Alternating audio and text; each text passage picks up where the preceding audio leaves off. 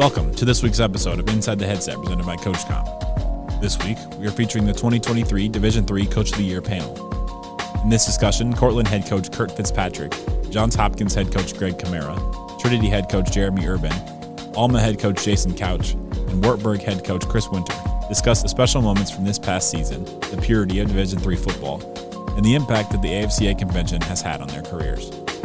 But first, a word from CoachComm. Deuce left, check with me. If they're in quarters match, we're going to Pittsburgh or Ohio. They're in zero. Let's go Hippo, Seattle, wide choice. If we call the protection right, it's 6. When a play call is the difference between winning and losing, your headset choice could be your most important decision. When the call counts, CoachComm is the only choice for clear, dependable communication. Visit CoachComm.com for more info. We got it, guys. Good job. Now, let's get inside the headset.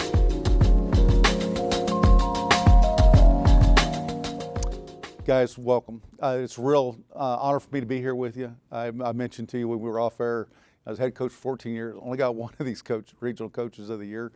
And so it's a special moment.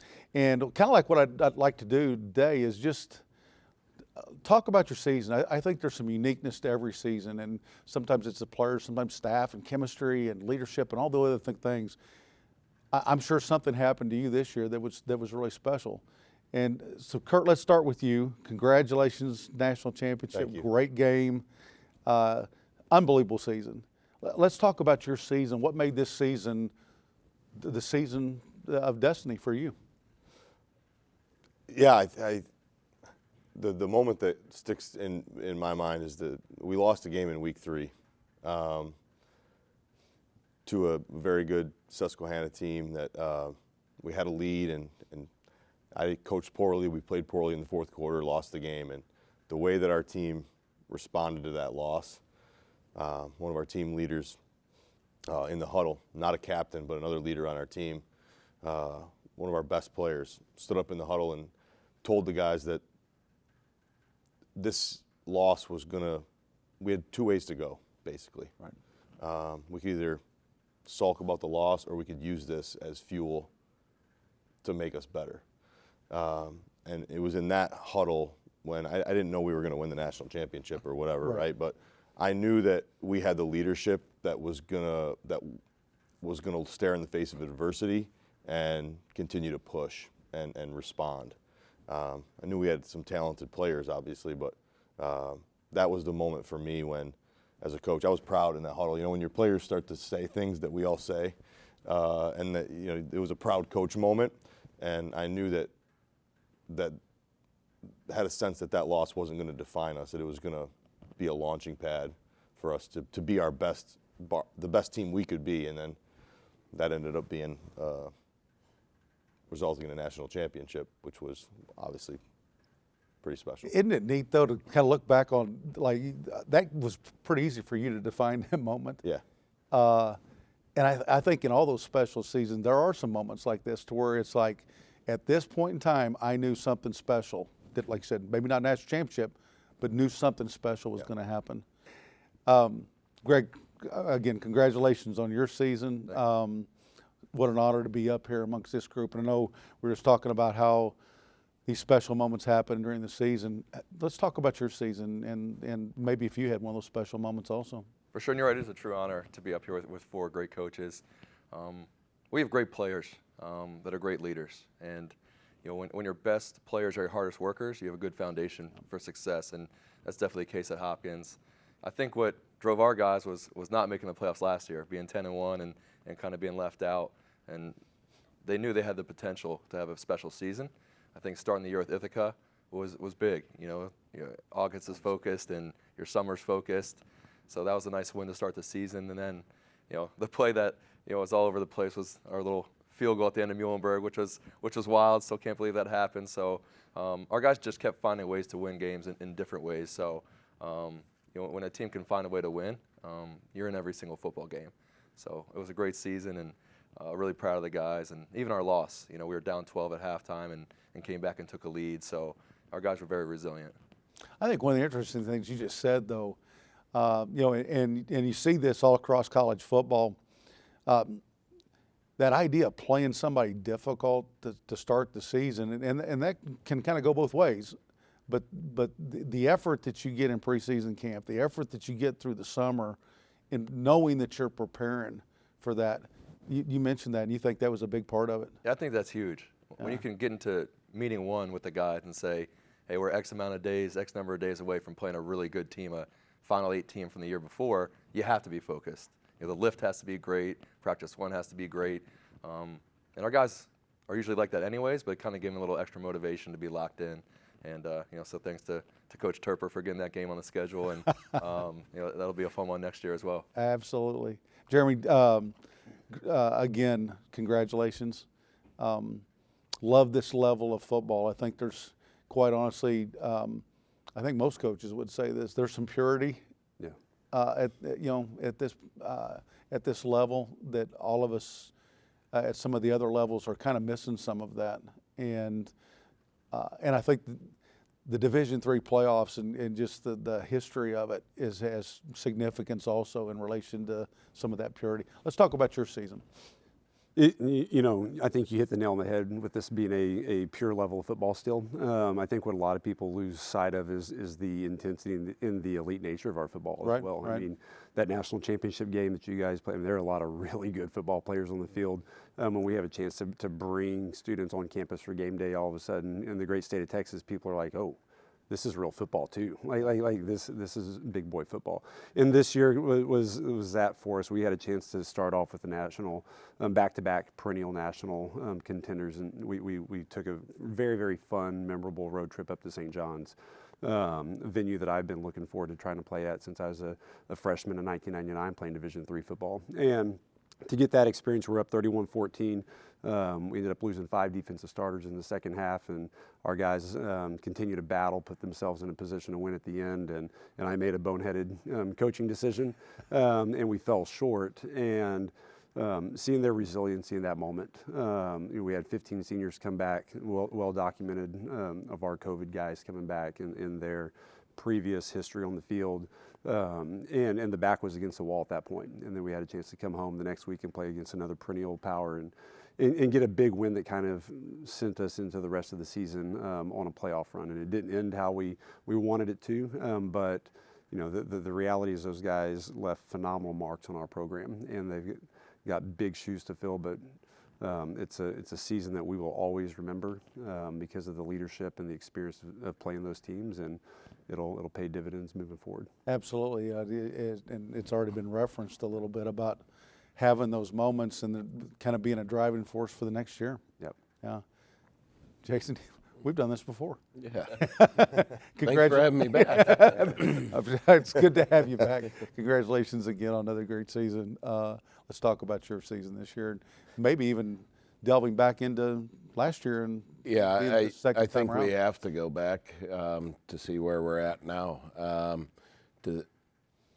I'm a big believer in seniors, and which means retention, which is so huge, and with the transfer portal and that wild west of that. But been fortunate to have our players retain at a very high rate. And so last year's the 22 season, going 11-1, best record in school history and all that fun stuff. To have 27 seniors and then 9 more decide I want to come back. So this year having 36 seniors on the team was pretty darn special. Absolutely. And that obviously, I think, helped us to get where we do what we did this year. And hats off to that guy down there for ending that season, but phenomenal program he's got going there. But, it was, boy, a whole lot of fun. I said at my post-game interview, probably the second saddest day after your last loss is the Monday, right? You're not going out to practice and hanging out with your team and being with them. And, that stung for a while, man, because you miss those guys. You build that relationship with them for 4 years, 5 for some. So. Yeah, it's that divorce at the end of the season, like you're kind of talking about, that just is difficult because that, especially with that senior group. but you have the uplifting whenever you get back with your younger players and you get excited about their future and so on. Yeah, they better have been working hard in the weight room today. So, Chris, congratulations on being up here again. I think these are really, really special honors, and I think the older you get, the more special some of these even become. But let's talk about your season. Yeah, so kind of like what Jason said, I mean, starting back with last year, we played in the national semifinals against Mount Union, and had a heartbreaker, had a chance to win the game, had a 3-point lead under a minute to go, and they punched one in with about 30 seconds left.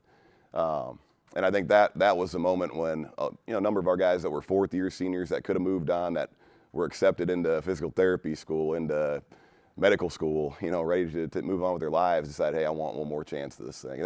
That's where kind of this run again this year started. We had 15 fifth-year guys this year, and they made a huge difference. And to me, obviously on the field, the impact they had athletically and with their skill set certainly showed up. But even the bigger impact was more so what you guys talked about before with just the idea of guys, the purity, guys competing for each other.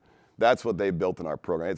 They didn't come back because someone was going to give them money to come back or because they had an NIL deal. They came back because they loved their teammates and they wanted to have that chance to do it one more time. And so that's what I think is really special about this level. And that's what brought our team together, is that group doing that. I think that bonded everyone, like all our young guys. They wanted to give everything they had every day because they knew that fifth-year seniors came back for them, right? I mean, that's a big deal. And so I really feel like we had a tight-knit group. And I think the moment in the season when that really showed up, we were playing College, one of our biggest conference rivals, and we were down 14 points late in the first half, cut it to 7 at halftime, and came out in the second half and shut them out. Offense got things rolling and got that W. Came back, from a 14-point deficit to get a big win. And then that carried into the rest of the year. We had another game like that against the University of Dubuque in our league. Couple, like I said, good programs in our league that were, targets on your back when you go, 13-1 the year before. You're gonna get everyone's best shot. And so I think those opportunities really started to propel us and helped us. We were trailing, Wisconsin Whitewater by 18 points. Came back and won quarterfinal game that week, and then we were down 20 to North Central in the semifinal and came back, took the lead in the fourth quarter. So, like I said, it was just a group of guys that really battled and competed for each other, and that's what made me so proud of this season was, like you said, just the purity, being able to see what that looks like at the Division III level and put that on display every week. Yeah, it's amazing too, isn't it, when you have a comeback at some point in time in the season, and obviously there was a great chemistry on your team, but I was always been fascinated with those teams that all of a sudden have some of those experiences early, and the belief that comes back, the belief that happens when they make a comeback like that, and it just seems to continue on throughout the whole season. It's like, no, we're never out of a game. Some of the most talented teams that I was a part of were never necessarily the best teams. It was the ones that had this unbelievable kind of chemistry. Yeah, no doubt. You guys all have experienced the same type of things? Yeah. Yep. Yeah, there's just that, like I said, there's just that fight in those guys and that belief, like you talked about, where they don't flinch. You're on the sideline, you're looking at them. Yeah, I've had teams before where you get in that situation, you can kind of tell, like, hey, we're going to be in trouble. I'm going to have to do something to try and pump these guys back up, bring them back up. Make them believe. That was never an issue, with this team, and that's a big thing when you've got that. There's no doubt. You were going to comment, I think, too. Yeah, I was. Made me think about in our second round NCAA game against Grove City. It was a battle back and forth, and we had turned the ball over, and we were down a touchdown in the fourth quarter. And you could kind of see my team. I could sense they were pressing a little bit. I mean, our season was close to being over, and we ended up converting 2 fourth downs.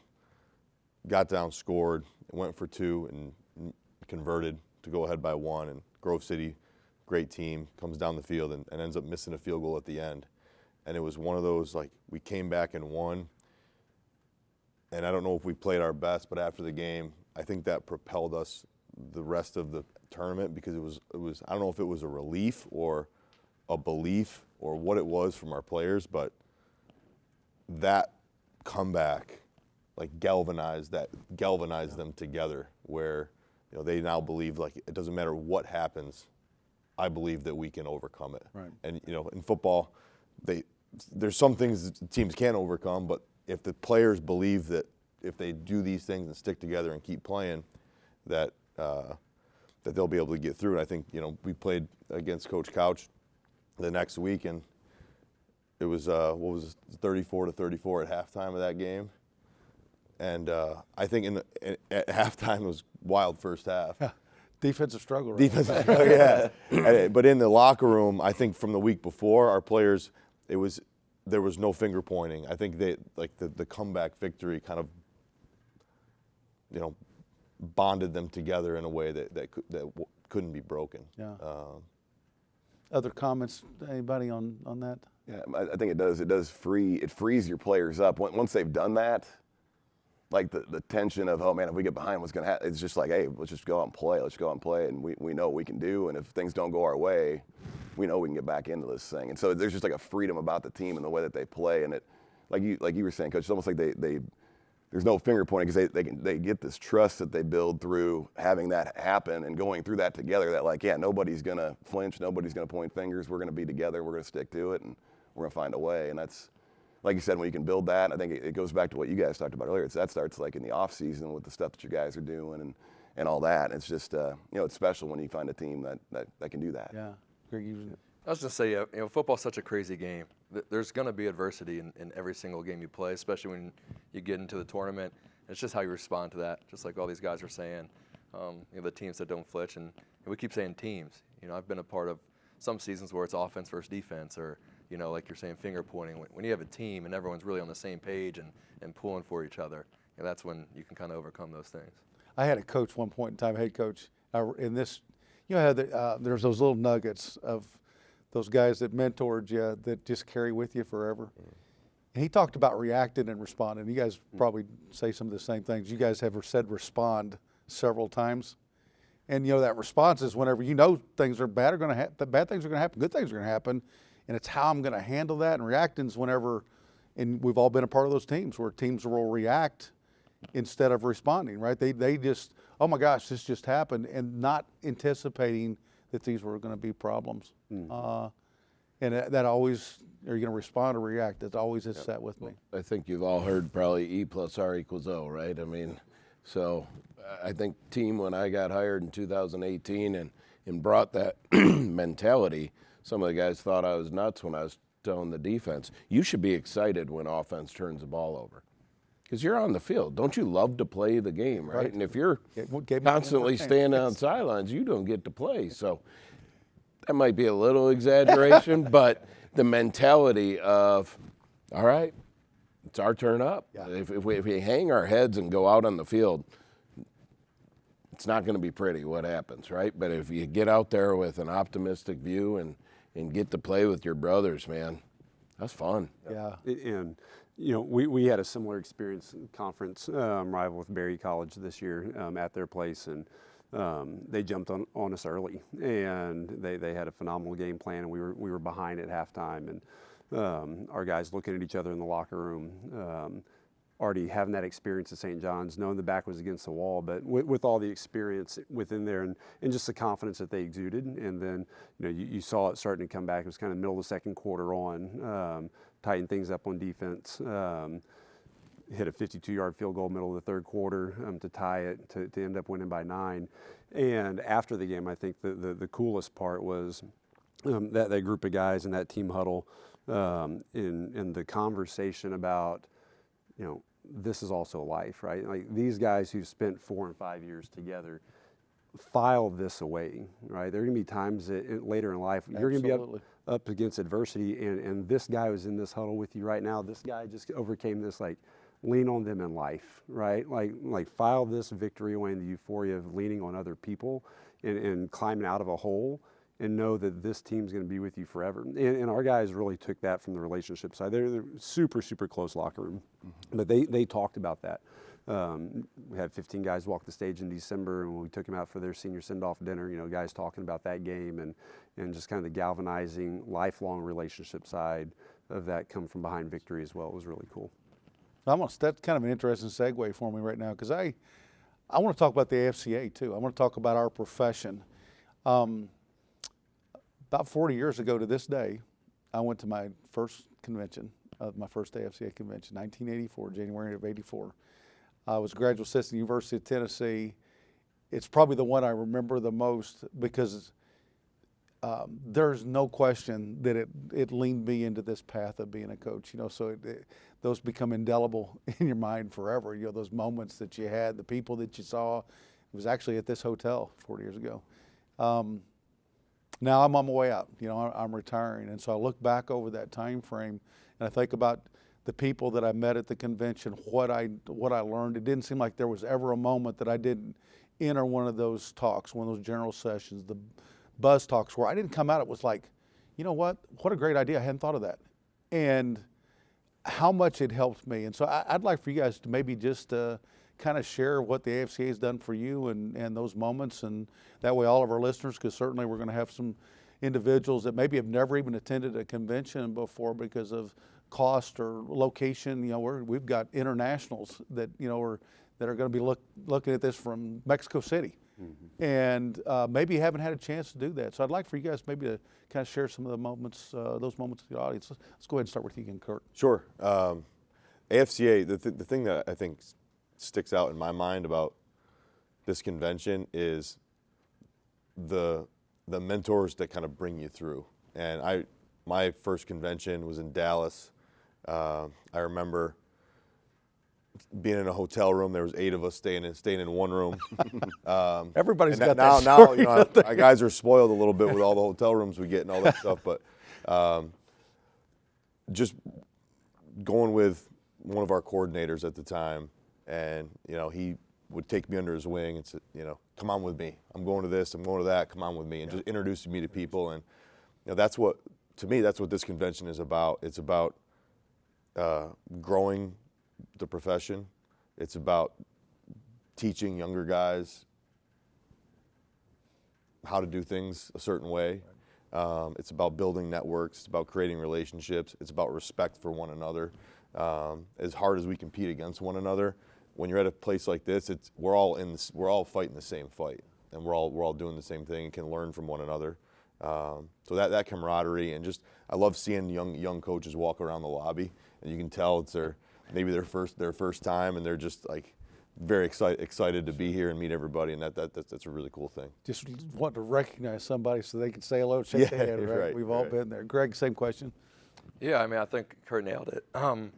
When you come as a young coach and you don't know that many people, you're kind of walking around just trying to shake a hand and meet people. And Coach Margraf, my former boss and legend, he was getting stopped every 3 feet when he'd come to the convention and was always introducing me to people. And I feel like it's our duty now to give back to the younger coaches and do that. So answering an email if you get it, or a DM, and see a younger coach here and talking to them and giving guys the time of day, because that's how, like Kurt's saying, that's how you grow as a coach. And last offseason I was at a talk of Kurt's, and it was probably our most productive play this year. So like you're saying, I'd love to hate every coach on our conference and have bad blood, but they're all such good guys.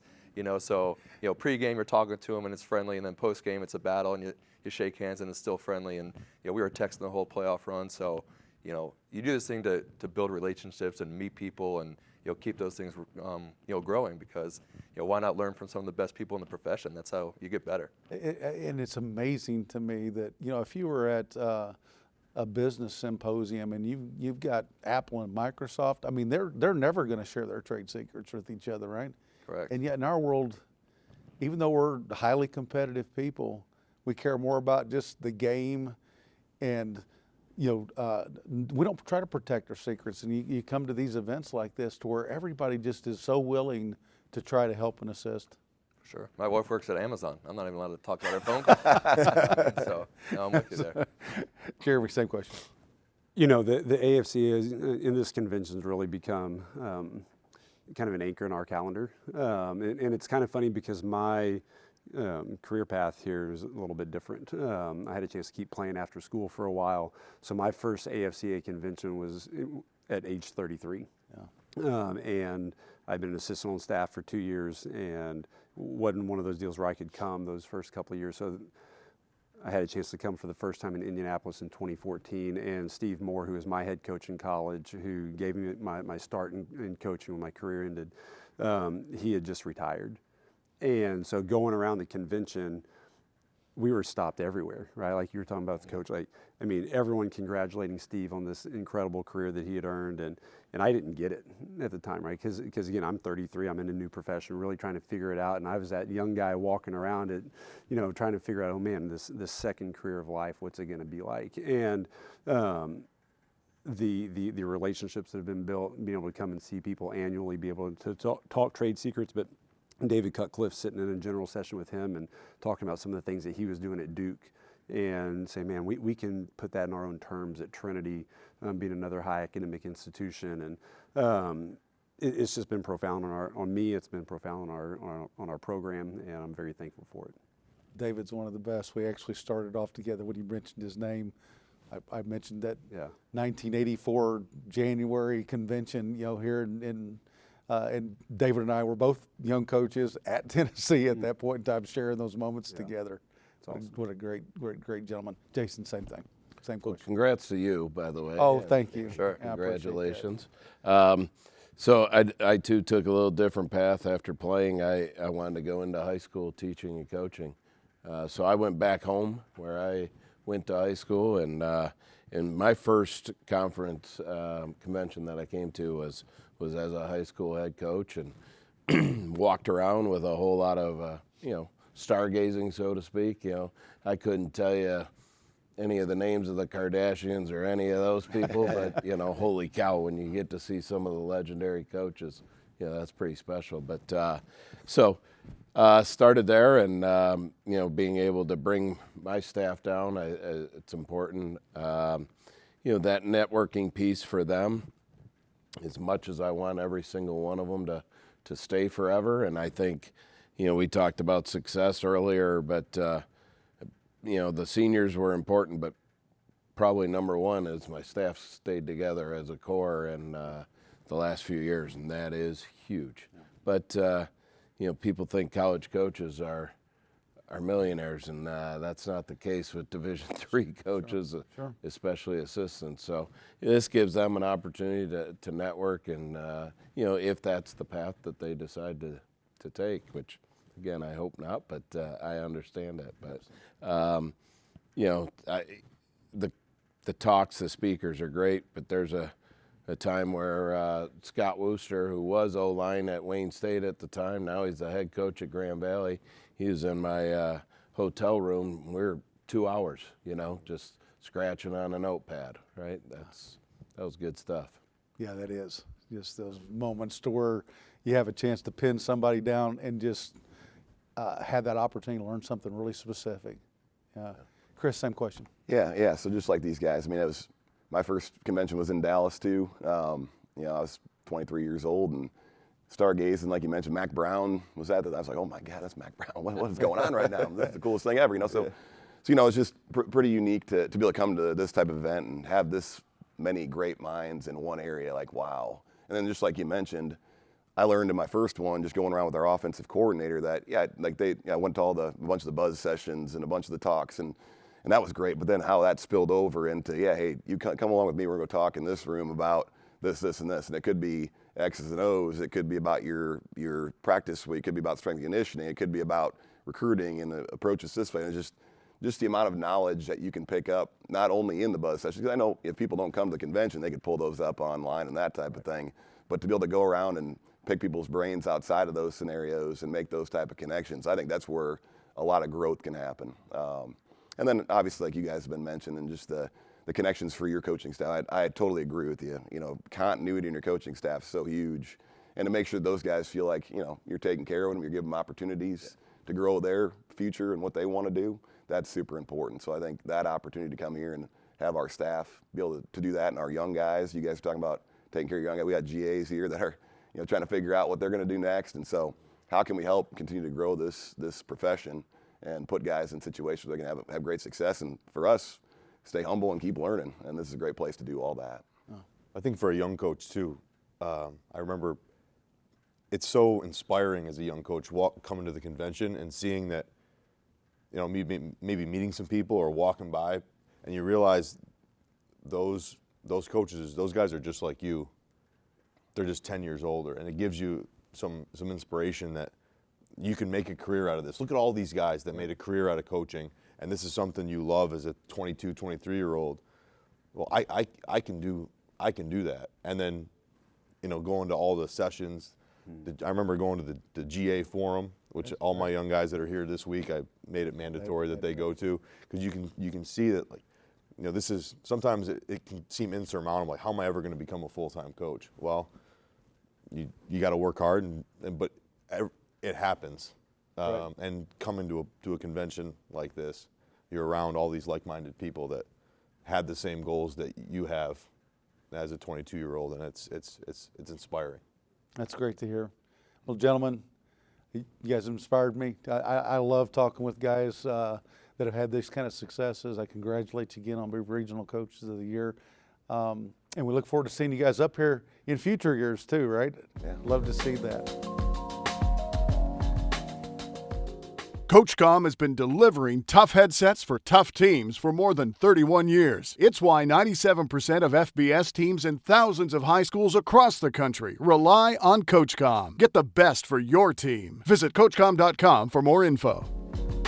Thanks for listening to this week's episode of Inside the Headset, presented by CoachComm. If you'd like to learn more about this week's episode, head over to AFCA.com. There, you can access every episode and find corresponding show notes.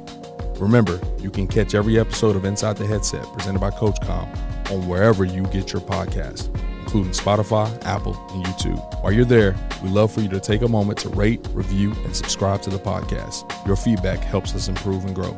Keep up with the latest news by following us on social media. Connect with us at Inside the Headset, and remember to tag us when you share your favorite episodes. For more updates on all things AFCA, be sure to follow the @WeAreAFCA social media accounts. If you're not a part of the AFCA community yet, visit AFCA.com to join thousands of NFL, college, and high school coaches nationwide and across the globe. Elevate your coaching game with an AFCA membership. You'll gain exclusive access to the annual AFCA convention, magazine, digital library, and AFCA Insider email. Stay up to date with the latest stories and news on the AFCA website. More than just a convention, the AFCA offers continuous education, guidance, networking, and more. Celebrate the past and shape the future with the AFCA. It's about fostering exceptional coaches who create outstanding teams and even better individuals. Invest in your skills and make a lasting impact today by engaging with the AFCA. Your journey starts here.